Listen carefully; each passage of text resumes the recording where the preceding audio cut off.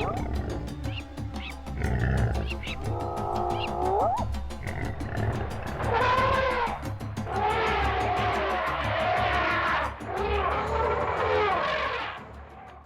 there, Wild Wanderers, and welcome back to another exciting episode of the Wild Wonders of Southern Africa.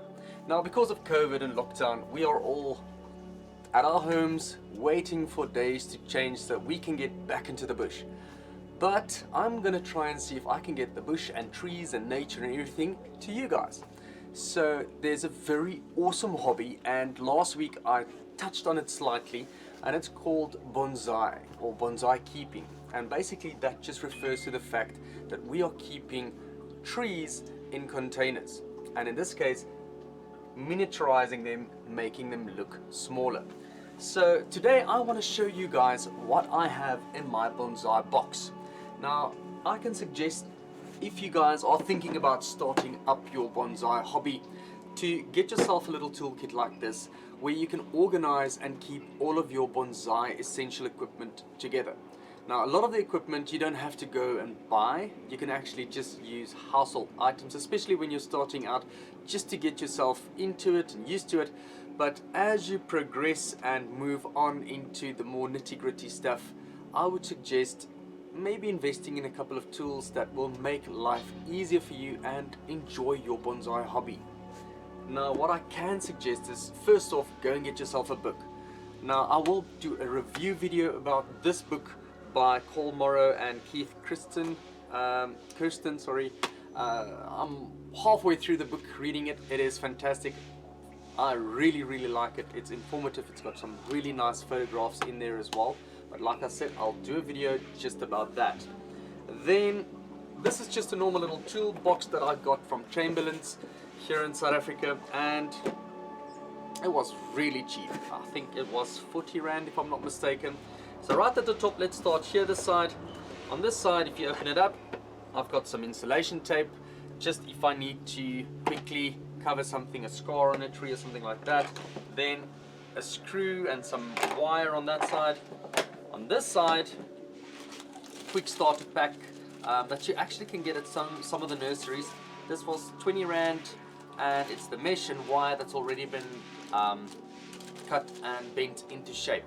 But I'm going to replicate it for you guys, show you some alternative ways how to make it yourself, make it cheaper. But this is a very quick and easy way to get it quickly. If you're in a hurry, you're at the shop, you see it, you get it. Right, now let's open up the box. Right at the top here, it's got one layer. I'll go to that layer now. I just want to show you inside what I got here. I've got lots of little bottles and containers. So here I've got some gravel, tiny little pebbles and stones in here that I normally like to either mix into my potting soil or bonsai soil or scatter at the top. It's very crucial that you guys utilize gravel or clay balls for drainage so that it assists the pot with drainage. A funnel that helps you to get it into certain spots and areas where you want to add any of your substrates or substances in there. Grit paper. This is going to help you if you want to grind down a piece of bark, if you want to remove a piece of dirt or bark. This is always handy just to have a little bit of that in your box. Tiny pots. I'll use this later on for seedlings to grow them out.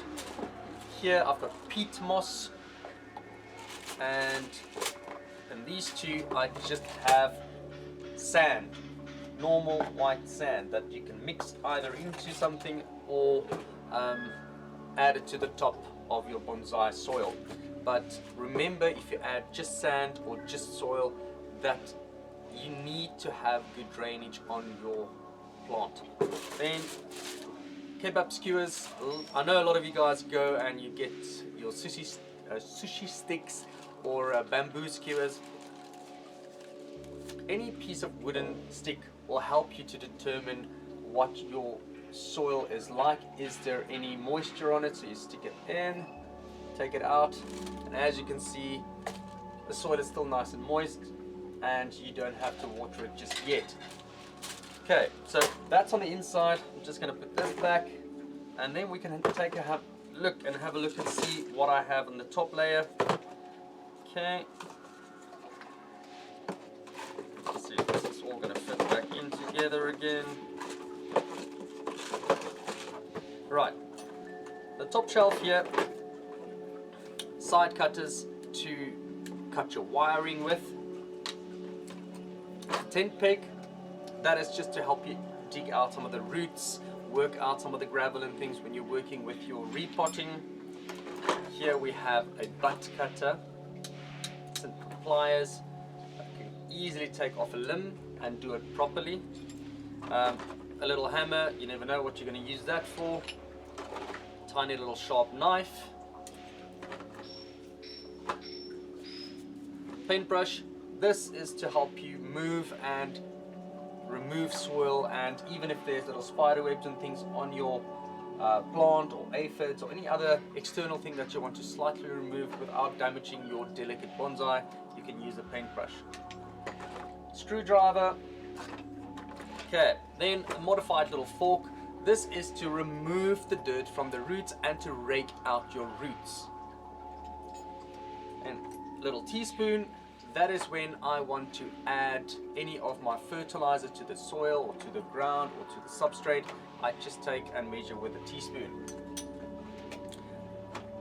These are pliers when you want to remove one single leaf at a time, like a little yellow one like that. Easily remove it. Then we're moving on, just pliers as well, that's for working with your wiring. This is for, I'll get into this a little bit later on in another video, but this plier or set of pliers here really works well when you want to do specific wood work, when there's a dead branch and you want to twist it off rather than cut it off, so it looks more naturalistic when you remove that. Then I have a tiny little stick that's actually hollow like a straw, but it's quite sturdy, so it's a plastic straw. I'll get into that once I use it and I'll show you guys. Tiny little pinchers. Garden scissors. Then I've got the bonsai shears.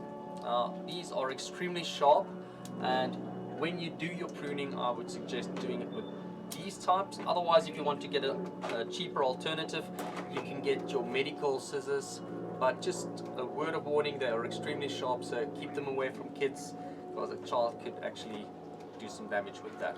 Then last but not least, in the box I've got some wiring.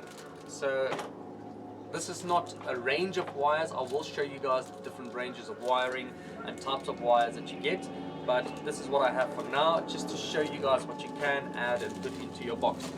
Then for different substrates and for my medicinal kits, here on this side I have bonsai potting soil.